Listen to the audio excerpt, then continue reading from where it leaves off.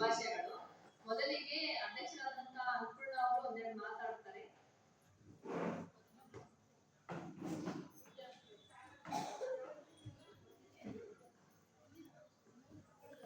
ಎಲ್ಲರಿಗೂ ಶುಭೋದಯ ಹಾಗೂ ಮಕ್ಕಳ ದಿನಾಚರಣೆಯ ಶುಭಾಶಯಗಳು.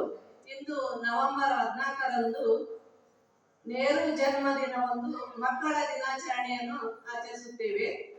ಇದನ್ನು ಬಾಲ್ ದಿವಸ ಅಂತ ಕರೀತಾರೆ.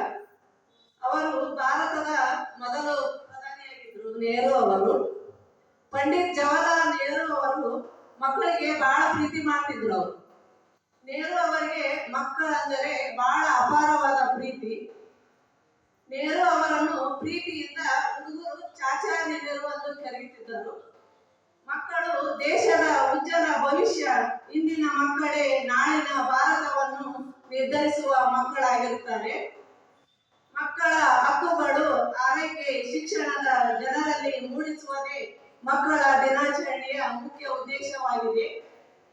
ಈ ಶುಭ ಗಳಿಗೆಯನ್ನು ಎಲ್ಲರೂ ಆನಂದಿಸುತ್ತಾ ಮತ್ತೊಮ್ಮೆ ಎಲ್ಲರಿಗೂ ಮಕ್ಕಳಿಗೂ ದಿನಾಚರಣೆಯ ಶುಭಾಶಯಗಳು. ಎಲ್ಲರೂ ನಮ್ಮ ಕಾರ್ಯಕ್ರಮವನ್ನು ನಡೆಸಿಕೊಟ್ಟಂತಹ ಎಲ್ಲರಿಗೂ ನನ್ನ ಧನ್ಯವಾದಗಳನ್ನು ಹೇಳುತ್ತೇನೆ. ಈಗ ಪ್ರೈಸ್ ಕೊಡೋ ಸಮಯ ಹೇಮಾ ಅವರು ನಡೆಸಿಕೊಡ್ತಾರೆ.